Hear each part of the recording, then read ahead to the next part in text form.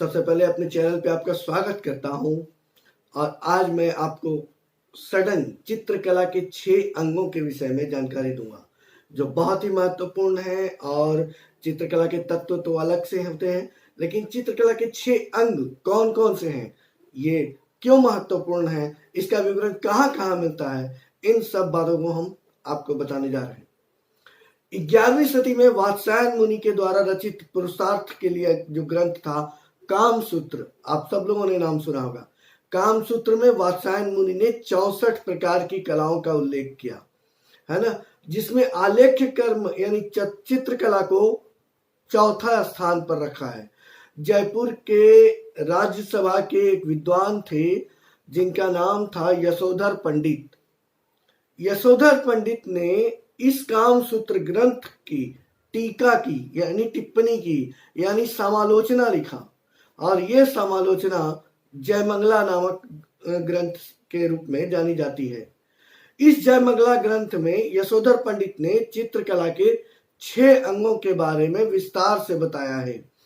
चित्रकला के प्राचीन ग्रंथ चित्रसूत्र के अध्यायों को यदि आप ध्यान होगा, यदि आपने उसके चित्रसूत्र अध्याय का मेरे वीडियो देखे होंगे तो समझेंगे कि चित्रसूत्र अध्याय में रूप मान वर्णन, आयाम मान वर्णन, प्रमाण मान वर्णन, रंग व्यतिकर, भाव वर्णन, वर्तना इत्यादि जो बताए गए, उसी के सापेक्ष में उसके रिफरेंस लेकर के जयमंगला में टीका करते हुए यशोधर पंडित ने इसके 6 अंगों को बताए हैं। तो आलेख्य कर्म अथवा चित्र कर्म की व्याख्या करते हुए इन्होंने निम्नलिखित सूत्र प्रतिपादित किया था। कहा कि आलेख्यम चित्रमिति, आलेख्य के चित्र इस प्रकार होते हैं। कौन से होते हैं?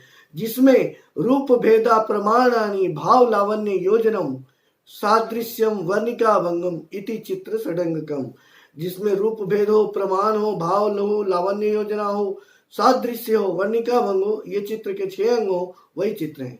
इन 6 अंगों से युक्त चित्रकला के उदाहरण हमें प्राचीन भारत के तथा बाद के दिनों के चित्रों में भी प्राप्त होते हैं। 20वीं सदी के प्रारंभ में भारत में पुनरुत्थान शैली के जनक कलागुरु अवनींद्रनाथ ठाकुर ने भारतीय सडंग और चीनी सडंग के सामेल से एक सडंग की नई व्याख्या प्रस्तुत की, जिसे उनके शिष्यों सहित अनेक कलाकारों ने अनुशीलन किया। रूप भेद, रूप भेद जो है ये चित्रकला का पहला और महत्वपूर्ण अंग माना गया है। वे रूप गोस्वामी जी, उन्होंने कहा है कि जिस प्रकार सुमेरु का स्थान है, सुमेरु पर्वत का स्थान है, उस प्रकार चित्रकला के इन अंगों में रूप भेद सुमेरु है। रूप का तात्पर्य आकृति से है। रूप की अनेकता या विभिन्नता से प्रकृति में सुंदरता व्याप्त है। चित्रभूमि पर अंकन प्रारंभ करते ही रूप का निर्माण शुरू हो जाता है। एक बिंदु लगाते हैं, रूप बनना शुरू हो जाता है और उसी से चित्रभूमि सक्रिय भी हो जाती है। कला की दृष्टि से चित्रकला में चित्र के लिए रूप 2 प्रकार के हैं। कौन कौन से हैं? ज्यामितीय रूप और जैविक रूप। ज्यामितीय रूप को यूनिवर्सल फॉर्म भी कहते हैं, वैश्विक रूप भी कहते हैं, और जैविक रूप को ऑर्गेनिक रूप अंग्रेजी में कहते हैं। ज्यामितीय रूप के अंतर्गत में वैसे रूप आकार आते हैं जो सभी देशों में एक समान पहचाने जाते हैं, उन्हें हर कोई पहचानता है। जैसे ट्रायंगल या त्रिभुज को हिंदुस्तान में भी हम ट्रायंगल और त्रिभुजी बोलते हैं, अफ्रीका के लोग भी त्रिभुजी बोलते हैं। उसी प्रकार आयत या रेक्टेंगल को सभी देशों में एक समान रेक्टेंगल के रूप में ही और स्क्वायर को स्क्वायर के रूप में ही जानते हैं, इसलिए इसे हम वैश्विक रूप कहते हैं।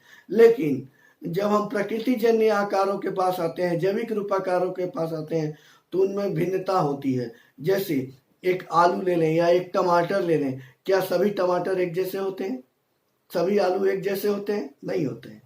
इनमें भेद होता है, इनके रूप में ऑर्गेनिक जैविकता है, सब भिन्नता लिए हुए होती है, इसलिए ऐसे रूपों को हम जैविक रूपाकार कहते हैं, इसमें समरूपता नहीं होती। और कला गुरु अवनींद्रनाथ एक और बात कहते हैं कि रूप अनंत है, यह इसे किसी परिधि में, किसी खास परिधि में बांध नहीं सकते। इनके अनुसार रूप की पहचान दो प्रकार से होती है। एक जो हमारे भौतिक रूप से आंखों से हम देख करके महसूस करते हैं, और एक आत्मिक अनुभव के द्वारा, जैसा कि सूरदास ने कल्पित किया था। सूरदास ने कितना सुंदर गीत गाया अब श्री कृष्ण की व्याख्या करते हुए, इतने सुंदर सुंदर गीत रचे जबकि वो अंधे थे। कैसे रूप सृष्टि देखे? तो आत्मानुभव के द्वारा, प्रकाश की उपस्थिति में इन आंखों से देख करके हम रूप की पहचान करते हैं, किंतु यह भौतिक है। आंखों से जैसा रूप हम देखते हैं, जैसा दिखता है वैसा ही हम देखते हैं और वैसे ही रूप चित्र में रखते हैं, लेकिन ऐसा नहीं कहा गया है। एक वस्तु के भीतर व्यापक लक्षणों का आकलन आत्मा की भीतर से की जाती है, आत्मदृष्टि से की जाती है। तब आत्मा की ज्योति से जो रूप सृष्टि होती है, रूप का हम रसास्वादन करते हैं, वह उसके लिए अभिरुचि का होना भी आवश्यक है।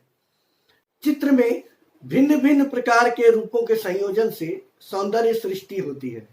चित्रकार रूप के अर्थ एवं इसके भेद में यदि पारंगत हो जाता है तो कदाचित चित्र में अर्थवत्ता दिखाई देती है, चित्र में उसके अर्थ दिखाई देने लगते हैं। एक रूप से दूसरे रूप में भिन्नता रखना ही रूप भेद होता है। जैसे अब राजा का रूप है तो मनुष्य की आकृति में ही राजा होता है, लेकिन वहां मनुष्य ढेर सारे बना दिए जाएं और उसमें उनके रूप में क्या क्या अंतर रखने हैं, क्या क्या विन्यास किए जाए कि राजा अलग से दिखाई दे, अंत है। तो मनुष्य रूप में ही इनके कैसे कैसे क्या क्या अभिव्यंजना दी जाए जो रूप में अंतर दिखे, इन सब में अंतर स्पष्ट करना ही रूप भेद कहलाता है। यह चित्रसूत्र में बताए गए रूपमान वर्णन के अर्थ में ही है। रूपमान वर्णन में और ज्यादा विस्तार से इसके विषय में वर्णन किया गया है। अब आते हैं हम प्रमाण के विषय में, जो चित्रकला का दूसरा मुख्य अंग है। प्रमाण आलेख्य कर्म का दूसरा प्रधान अंग माना जाता है। यह आकृतियों की प्रमाणिकता से संबद्ध होता है, यानी कि किसी भी आकृति के मेजरमेंट, माप तौल में कौन आकृति आगे है तो कितना बड़ा होगा, पीछे की आकृति है चित्र में तो कितना बड़ा होगा। तो ये जो माप तौल देखते हैं वो सब प्रमाण के अंतर्गत में ही होती है। चित्रकार इस माप तौल कैसे करता है, इसके लिए वह अपनी प्रमा शक्ति का उपयोग करता है। हमारे ईश्वर ने हमारे अंदर एक जजमेंट करने की, निर्णय करने की एक अद्भुत क्षमता विकसित की है। हम आंखों से ही दूर से देखते हैं, कहते हैं अमुक वस्तु का आकार इस वस्तु के बनिस्पत बड़ा है, इस वस्तु का आकार इसके बनिस्पत छोटा है।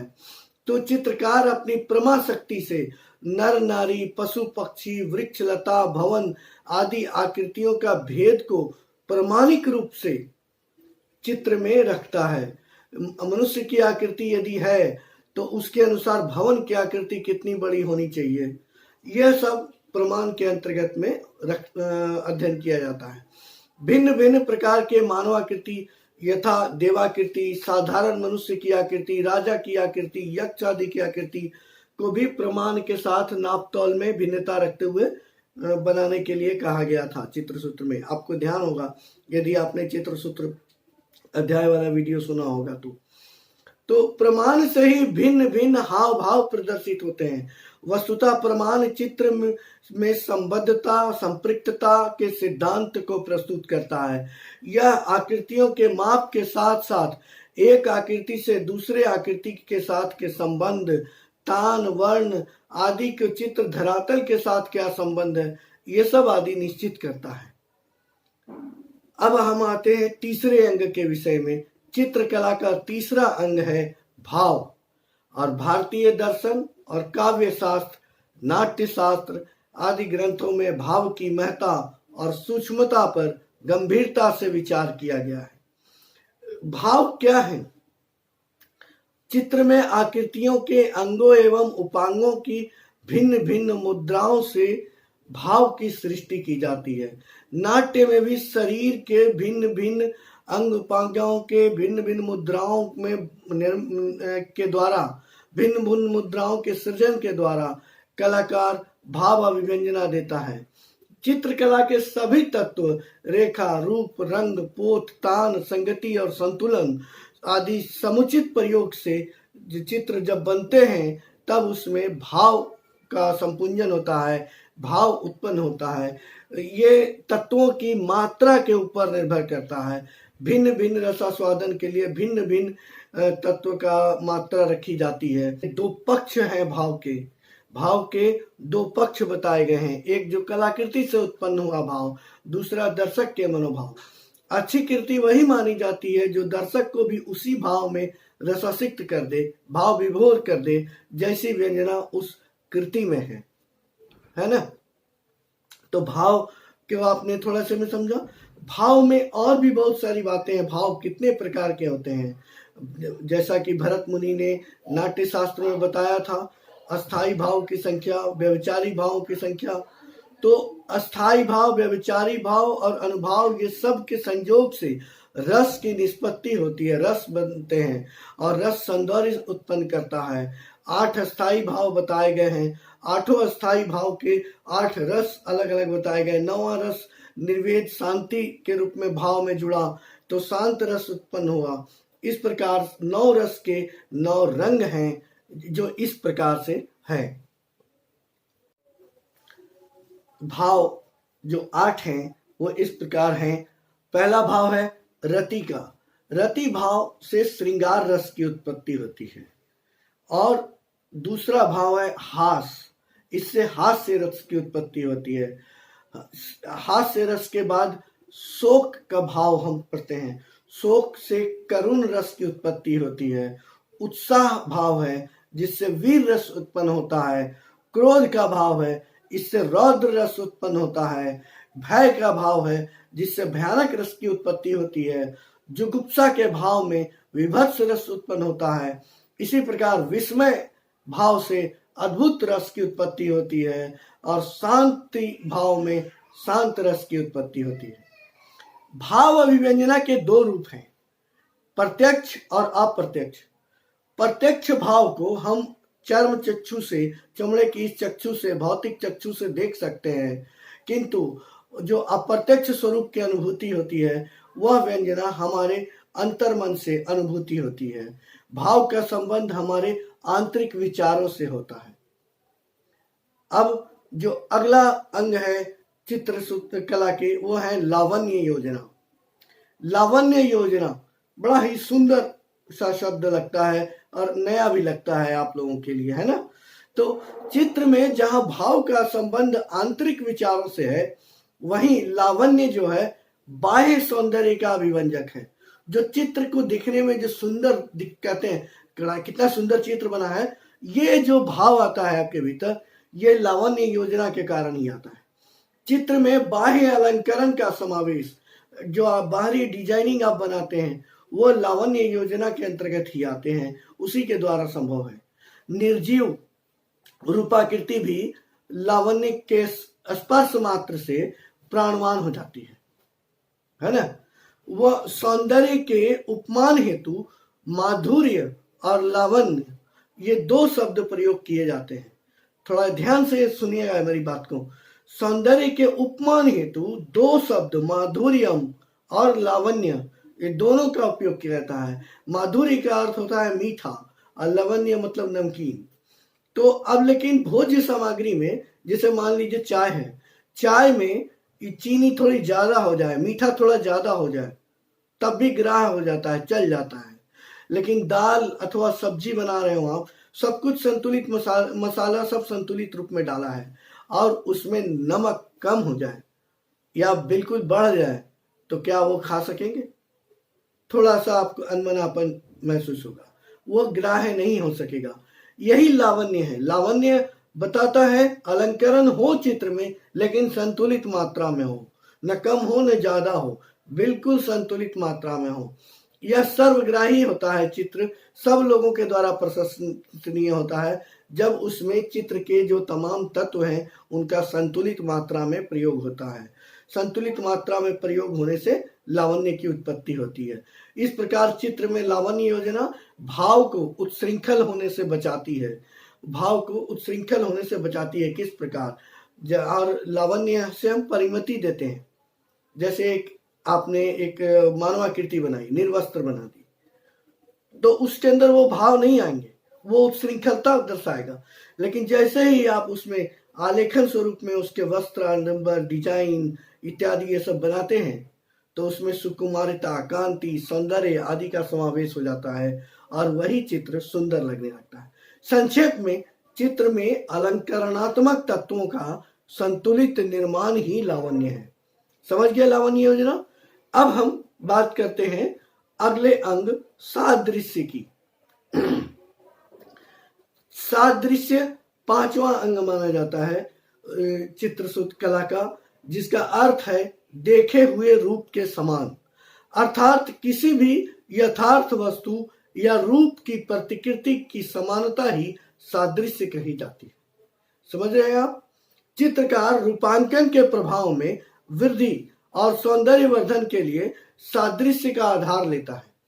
कला गुरु अमरींद्रनाथ ठाकुर ने सादृश्य के संदर्भ में कहा है कि जब एक भाव दूसरे को उद्रेक कर रहा हो तभी सादृश्य है।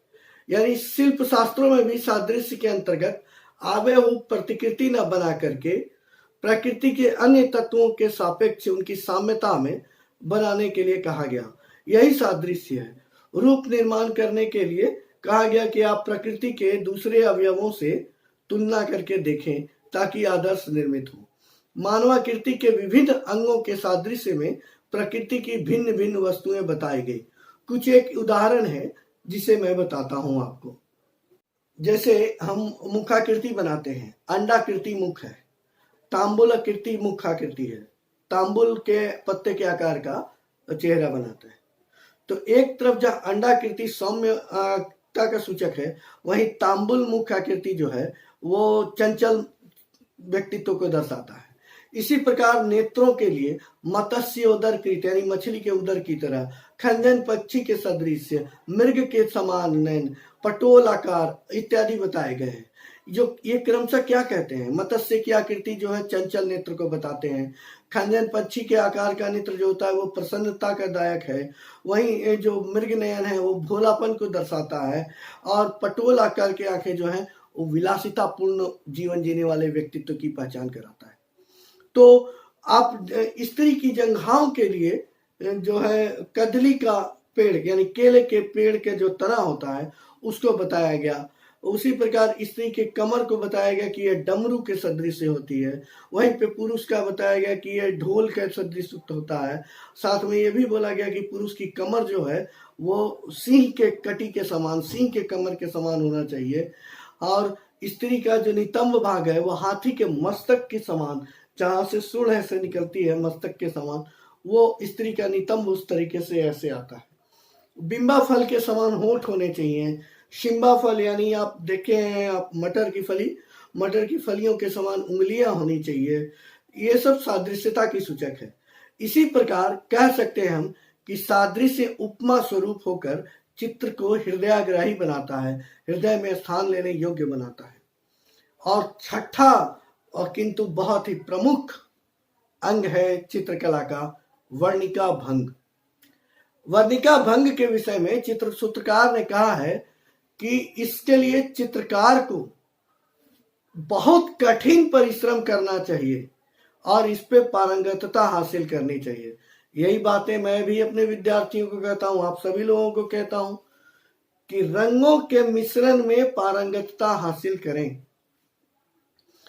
रंगों का मिश्रण ही वर्णिका भंग है। ये मूल रंग चित्रसूत्र में जिस प्रकार 5 बताए गए, लाल, पीला, नीला, काला और सफेद, आपके समक्ष भी है। पढ़ते हैं काला है मतलब डार्क कलर हुआ, सफेद मतलब लाइट कलर हुआ। तो मूल रंगों को उसके लाइट कलर, उसके हल्के रंगों के साथ मिश्रण करके हल्का था और उनके गहरे रंगों के साथ मिलाकर के गहरा तान प्राप्त करते हैं। तो कई रंग एक दूसरे में मिला करके हजारों रंग बनाए जा सकते हैं। तो आप रंग मिश्रण पद्धति को जाने, यही वर्णिका भंग है। और मैं बताऊं कि इन्हीं रंगों के न्यूनाधिक प्रयोग से कई तान बनते हैं। प्रकृति तथा मानव, पशु, पक्षी, वृक्ष, लता, आकाश, पर्वत आदि अनेक स्थानों को भिन्न भिन्न वर्ण वैविध्य के साथ दिखाना ही चित्रकार का कौशल है। और यह वर्ण वैविध्य चित्रकार को परिश्रम करने से आता है, रोज रोज कार्य करने से आता है। चित्रों में भाव सृष्टि के लिए भी विभिन्न रसों के लिए अलग अलग रंग बताए गए। अब जैसे श्रृंगार रस की उत्पत्ति के लिए श्याम वर्ण बताया गया कि श्याम वर्ण का प्रयोग यदि चित्र में किया जाए, इसका मतलब पूरा चित्र श्याम वर्ण में बनेगा, ऐसा नहीं होता है, लेकिन श्याम वर्ण की प्रधानता होती है। तो ये कैसे प्रधानता दिया जाएगा, ये चित्रकार के कौशल पे निर्भर करता है। हास्य रस का रंग श्वेत होता है, रौद्र रस का लाल होता है, वीर रस का रंग गौर है, करुण रस का रंग कपोत ग्रे है, भयानक रस का रंग काला है, शांत रस का रंग हल्का नीला या आसमानी है, अद्भुत का पीला है। इसी प्रकार रंगों का क्रमशः विभाजन ही वर्णिका भंग कहे जाते हैं। और इनको आप या कोई भी चित्रकार अपने परिश्रम से, कठोर साधना से इसमें पारंगत होता है। तो वर्णिका भंग भी आप समझ गए। तो चित्रकला के 6 अंगों के विषय में आज आप लोगों ने जान लिया। ये बहुत बेहतरीन है। इसके साथ आपने जाना कि किस प्रकार अवनींद्रनाथ टैगोर ने भी भारतीय चित्रकला और जो के सिद्धांत और चीनी चित्रकला के साम्य के साथ में अपने द्वारा भी एक चित्रकला के 6 अंगों का प्रतिपादन किया था। तो आज के लिए इतना ही। मैं चाहूँगा कि आप सबको अच्छा लगा है तो लाइक कीजिए इस वीडियो को और शेयर कीजिए। सब्सक्राइब नहीं किए हैं तो अवश्य कीजिए।